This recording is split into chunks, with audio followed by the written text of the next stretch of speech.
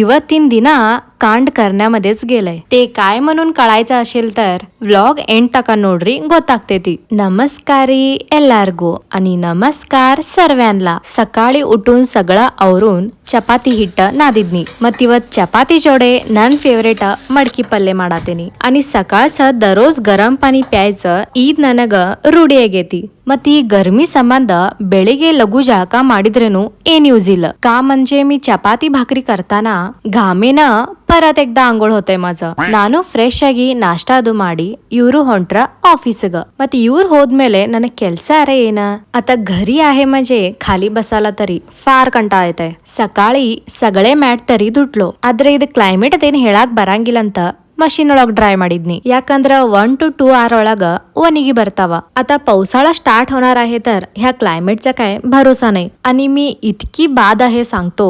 हे आहे 1 ಲೀಟರ್चा ಬಾಟಲ್. ಈಗ 2 ಲೀಟರ್ ನೀರ್ ಕುಡಿಬೇಕಂದ್ರೆ 2 ಸಲ ರಿಫಿಲ್ ಮಾಡ್ಬೇಕ. ಅದ್ರ ನನ್ ಥಿಯರಿ ಬ್ಯಾರೆನೇ ಐತಿ. ಆದ್ರೆ ನನಗ मेजरमेंट तोर्सो 2 ಲೀಟರ್ वॉटर बॉटल ಬೇಕಾಯ್ತ. आणि खरं सांगू जिथं कुठं पण वॉटर बॉटल बघितलो तर झालं. मला अचानक शपथ काय होतंय कळतच नाही. मदवी आदागिंद मी एवढं बॉटल गोळा घातले सांगते. माझ्या अहोनला वॉटर बॉटल बघितल्यावरच चिडेत आहे. ಮತ್ತೆ ಇವೆಲ್ಲ ಕೆಲಸ ಮಾಡೋ ಗುಂಗೊಳಗ ಲಿಟ್ರಲಿ ನಾ ಗ್ಯಾಸ್ ಮೇಲೆ ಹಾಲ್ ಇಟ್ಟಿರೋದನ್ನ ಮರ್ತೇನಿ. विचार करा माझं नाक आणि माझं डोकं काय चाराला गेलं होतं. बरं झालं थोडक्यात वाचलो, नाहीतर त्या भांड्यासोबत माझी बी आत्मा जळली असती. ಏನ್ ಗೊತ್ತಿಲ್ಲ ಬೆಳಗಿಂದ ಇಂಥ ಕೆಟ್ಟ ಭಯಾನಕ ಇನ್ಸಿಡೆಂಟ್ ಆಗತಾವ ನನ್ ಜೊತೆ. ಮಾನಸಿಕ ಆಗೋದು ಅಷ್ಟ ಉಳಿದೈತಿ. ಈಗ ಇನ್ನೊಂದ್ ಖರೆ ಹೇಳಿ ನಾನಂತರೂ ಮನಿ ಒಳಗ ಒಬ್ಬಾಕಿ ಇರಂಗೇನೆ ಇಲ್ಲ. आता एकटी आहे म्हणून ನನ್ ಬ್ರೇನ್ ಡಿಆಕ್ಟಿವೇಟ್ ಆಗಿರ್ಬೇಕು. ಇರ್ಲಿ. ನಂತರ इव्हनिंग आम्ही आलो डॉक्टर कडे.